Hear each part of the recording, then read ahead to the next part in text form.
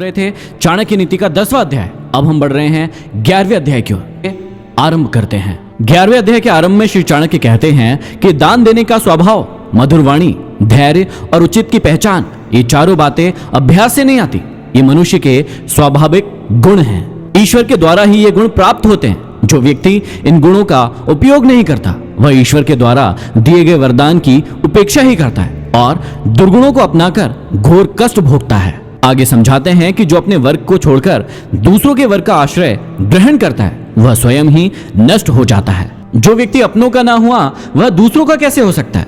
अपनों को त्यागना ही अधर्म के मार्ग पर चलना है, जिससे अंततः हानि ही होती है। आगे कहते हैं कि हाथी मोटे शरीर वाला है परंतु अंकुश से वश में रहता है। क्या अंकुश हाथी के बराबर है? दीपक के जलने पर अंधकार नष्ट हो जाता है। क्या दीपक अंधकार के बराबर है? ब्रज से बड़े बड़े पर्वत शिखर टूटकर गिर जाते हैं। क्या ब्रज पर्वत के समान है? सत्यता यह है कि जिसका तेज चमकता रहता है वही बलवान है।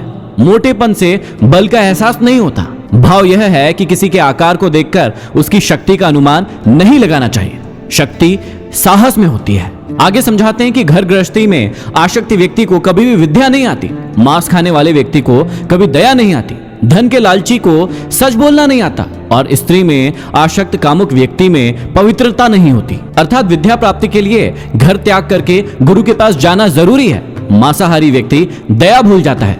लालची व्यक्ति अपने स्वार्थ के लिए बार बार झूठ का सहारा लेता है और कामुक व्यक्ति सदा स्त्री संभोग में लिप्त रहता है। तब वह पवित्र कैसे हो सकता है? आगे कहते हैं कि जिस प्रकार नीम के वृक्ष की जड़ को दूध और घी से सींचने के बाद भी वह अपनी कड़वाहट नहीं छोड़ता, मृदुल नहीं हो जाता, ठीक उसी प्रकार दुष्ट प्रवृत्ति वाले व्यक्ति को यदि आप सदुपदेश देते हैं उसके बाद भी उस पर उसका कोई असर नहीं होता। कहने का आशय यह है कि दुष्ट मनुष्य की आदत बन चुके अवगुणों को बदला नहीं जा सकता। आगे कहते हैं कि जिस प्रकार शराब वाला पात्र अग्नि में तपाए जाने के बाद भी शुद्ध नहीं हो सकता, उसी प्रकार जिस मनुष्य के हृदय में पाप और कुटिलता भरी होती है, सैकड़ों तीर्थ स्थान जाने के बाद भी ऐसे मनुष्य पवित्र नहीं हो सकते।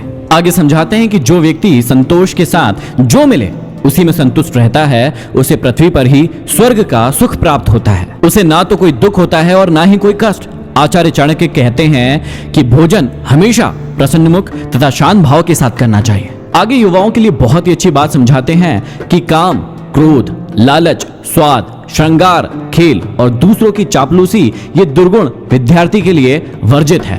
हर विद्यार्थी को इन 8 दुर्गुणों को सर्वदा के लिए त्याग देना चाहिए। कहने का तात्पर्य यह है कि ये अवगुण विद्यार्थी को कभी भी अपने लक्ष्य तक नहीं पहुंचने देते। यदि आपको अपने लक्ष्य तक पहुंचना है तो इन दुर्गुणों को हमेशा के लिए त्यागना होगा। आगे कहते हैं कि दूसरों के कार्य में विघ्न डालकर नष्ट करने वाला घमंडी, स्वार्थी, कपटी, झगड़ालू, ऊपर से कोमल और भीतर से निष्ठुर व्यक्ति जानवर कहलाता है। आगे कहते हैं कि भाग्यशाली लोगों को खाद्य सामग्री और धन धान्य आदि का संग्रह न करके उसे अच्छी प्रकार से दान करना चाहिए। कहते हैं कि दान देने से कर्ण, दैत्यराज बलि और विक्रमादित्य जैसे राजाओं की कीर्ति आज भी बनी हुई है। इसके अलावा इस अध्याय में ब्राह्मणों को लेकर काफी सारी बातें की गई है कि कौन व्यक्ति एक अच्छा ब्राह्मण नहीं हो सकता। तो ये था अध्याय 11। अब हम बढ़ते हैं अध्याय 12।